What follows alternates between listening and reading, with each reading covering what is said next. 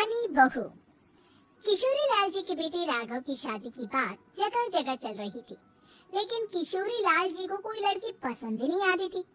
और उसकी एक ही वजह थी, किशोरी लाल जी का लालची होना। उनको लड़की वालों से मोटा दहेज चाहिए था और इसी चक्कर में एक दिन वो एक बहुत पैसे वाले के घर अपने बेटे का रिश्ता लेकर पहुंचे। उस आदमी का नाम था ओम प्रकाश। देखिए किशोरी लाल जी, मेरी एक ही बेटी है और मेरी सारी संपत्ति जायदाद सब कुछ मेरी बेटी नैना का ही है। पापा, नाम से लगता है बहुत खूबसूरत होगी। कितना अच्छा नाम है ना, नैना। ओ वैसे बात तो सही है आपकी। अब इतना पैसा है, जमीन जायदाद है, इकलौती बेटी, आप भी क्या करेंगे? सब कुछ उसे ही देंगे ना। बिल्कुल ठीक पहचाना आपने। बस बेटी की शादी और सारी जायदाद उसके नाम। पापा बिना देखे हाँ कर दीजिए ना, इतना अच्छा रिश्ता फिर कहाँ मिलेगा? माला माल हो जाएंगे हम। मैं अपनी बेटी को बुलाता हूँ। अरे नहीं नहीं नहीं नहीं, आपकी बेटी का नाम नैना है, सुनकर ही लगता है बहुत सुंदर होगी। रहने दीजिए अंकल, मैं तो आपकी बेटी के नाम से ही इतना खुश हो गया हूँ कि उसे बिना देखे शादी करने को तैयार हूँ। अब तो मैं उसका चेहरा सीधे शादी के बाद ही देखूंगा। और इस तरह राघव नैना का चेहरा नहीं देखता और उससे शादी कर लेता है। शादी के बाद अपने सुहाग रात पर जब राघव नैना का घूंघट उठाकर देखता है तो नैना की आंखें बंद थी। कितने खूबसूरत हो तुम नैना, जरा अपनी आंखें खोलकर मेरी तरफ देखो तो सही। नहीं, मुझे शर्म आती है। अरे मैंने तुम्हें शादी से पहले भी नहीं देखा, और अब अगर तुम आंखें खोलकर मुझे देखोगी भी नहीं तो मुझे अच्छा कैसे लगेगा? इससे पहले कि नैना अपनी आंखें खोलकर राघव की तरफ देखती, अचानक से लाइट चली गई और राघव नैना को पूरी तरह से देख भी नहीं पाया। अगली सुबह नैना राघव के लिए नाश्ता बनाकर लेकर आई। अरे ये क्या, आधा पराठा सेका हुआ है और आधा बिल्कुल कच्चा। ये तुमने क्या किया नैना? बहू, तुमने क्या आधा पराठा तवे से नीचे लटका कर रखा था, जो आधा सेका है और आधा कच्चा? मुझे जितना दिखेगा उतना ही तो सीखूंगी ना पापा जी। जहाँ जहाँ मुझे नजर आ रहा था वहाँ मैंने सीख लिया, जहाँ जहाँ नहीं दिखा वहाँ कच्चा रह गया होगा। इसका क्या मतलब है? ये कैसा मजाक कर रही है तुम? अरे बहू, तुमने इतना लंबा घूंघट क्यों लगाया हुआ है? देखो हमारे घर में बहुओं को बेटी की तरह रखा जाता है, और फिर तुम तो इतना सारा माल लेकर आई हो। देखो ये घूंघट डालकर रखने की कोई जरूरत नहीं है। हाँ नैना, पापा जी ठीक कह रहे हैं, तुम तो आराम से रहो, अपना ही घर समझो। नैना अचानक से अपना घूंघट उठा लेती है।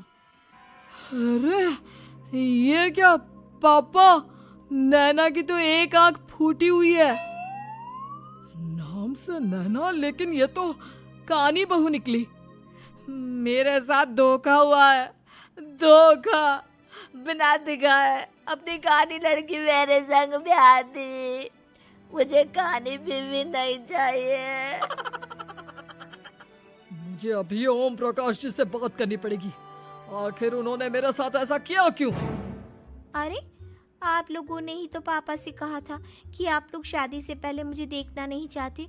अब मेरे पापा पर क्यों इल्जाम लगा रहे हैं? अरे लेकिन उन्हें बताना तो चाहिए था ना कि तुम कानी हो, एक आंख से तुम्हें दिखाई नहीं देता। किशोरी लाल और राघव नाराज होकर ओम प्रकाश को अपने घर बुलाते हैं। पापा जी, ये आपने क्या किया? शादी से पहले बताया क्यों नहीं कि नैना की आंखों में परेशानी है? अरे आप ही ने तो लड़की देखने से मना कर दिया था। अरे लेकिन आप बता तो सकते थे। आपको तो हमारी बेटी की प्रॉपर्टी चाहिए थी, वो भी पूरी की पूरी। अब क्या हुआ अगर उसे आधा दिखाई देता है? प्रॉपर्टी तो आपको पूरी मिल गई ना। अरे ये क्या बात हुई? मेरी शादी प्रॉपर्टी से नहीं, आपकी बेटी से हुई है। अब ये तो पहले सोचना चाहिए था, तब तो मेरी प्रॉपर्टी देखकर तुम्हारी जुबान लप लपा रही थी। लेकिन मैं कानी लड़की को अपनी बीवी बनाकर नहीं रख सकता। पापा कुछ करिए ना आप। हाँ करता हूँ। देखिए ओम प्रकाश जी, आप हमारे साथ ऐसा नहीं कर सकते। और तुम देखो, अगर तुमने मेरी बेटी से शादी तोड़ी ना, तो जो भी प्रॉपर्टी मैंने तुम्हें दी है वो तो पूरी की पूरी वापस ले ही लूंगा, और आधी प्रॉपर्टी तुम्हारी भी लूंगा। अरे मेरी आधी प्रॉपर्टी भला क्यों लेंगे आप? इसलिए क्योंकि मेरी बेटी को आधा नजर आता है, और उसकी नजर अभी तक तुम्हारी आधी जायदाद पर ही पड़ी है। अब तुम उसे घर से निकालोगे तो कुछ तो लेकर जाएगी ना। और अगर हम आपकी बेटी को अपने घर की बहू बनाकर रखे तो? तो तुम्हारी पूरी प्रॉपर्टी तुम्हारी ही रहेगी, और जो मैंने तुम्हें दिया है ना, उसमें से बस मैं आधा लेकर जाऊंगा। लेकिन अब आप अपनी दी हुई प्रॉपर्टी में से आधी वापस क्यों लेकर जाएंगे? अगर मैं आपकी बेटी को अपनी पत्नी बनाकर रखने को तैयार हूं तो? इसलिए ताकि भविष्य में अगर तुम मेरी बेटी को धोखा दो तो उसके पास कुछ तो रहे जो पति का हो। वैसे मेरे पास तो बहुत कुछ है, लेकिन अपने पति की कोई निशानी तो उसके पास होनी चाहिए ना।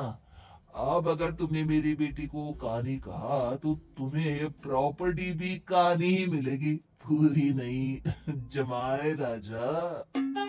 किशोरी लाल और राघव समझ चुके थे कि वो बुरी तरह फंस चुके हैं और अब उनके पास वहाँ से निकलने का कोई चारा नहीं है। अब समझ में आया ना, लालच बुरी बला होती है। एक तो तुम्हें प्रॉपर्टी मिली, ऊपर से बीवी मिली, उसमें तुम्हें नखरे भी दिखाने हैं। आए बड़े, चुपचाप बैठ रहो। कुछ दिनों के बाद नैना राघव की कार लेकर बाजार घूमने निकलती है, और जब कार लेकर वापस आती है, अरे, ये क्या? एक तरफ से मेरी गाड़ी पूरी खराब हो चुकी है। लगता है तुमने मेरी गाड़ी को किसी दूसरी गाड़ी के साथ एक्सीडेंट किया है। अरे अरे, कितना बड़ा नुकसान कर दिया तुमने बहू। वो क्या है ना पापा जी, मुझे एक आंख से दिखाई नहीं दे रहा था, सामने से गाड़ी आ रही थी। मुझे तो सिर्फ आधा ही दिखाई दिया और वो गाड़ी मेरी कार से रगड़ते हुए निकल गई। अब मैं क्या करूं बताओ?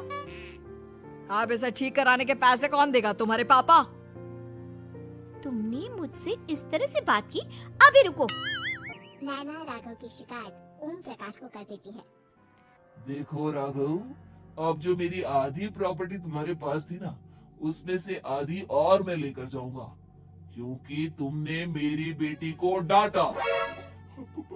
अरे नहीं नहीं पापा जी, गलती हो गई, माफ कर दो। गलती की तो कोई गुंजाइश ही नहीं। अगली बार मेरी बेटी को डांटा तो बची हुई आधी में से आधी और ले जाऊंगा। लालच के चक्कर में हम दोनों ने बहुत बड़ी गलती कर दी बेटा।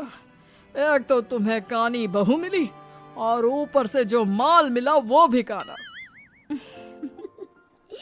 इस तरह राघव की हर एक गलती पर ओम प्रकाश उसकी प्रॉपर्टी का आधा आधा हिस्सा लेकर अपना सारा माल वापस ले गया, और राघव को कानी बीवी से काम चलाना पड़ा। भाई लालच वाकई में बुरी बला है। उम्मीद है कि आपको हमारी ये कहानी पसंद आई होगी। कृपया हमारे चैनल को सब्सक्राइब करें और सभी अपडेट्स के लिए बेल आइकन जरूर क्लिक करें, और हाँ, वीडियो लाइक और शेयर करना मत भूलिएगा। Bye bye.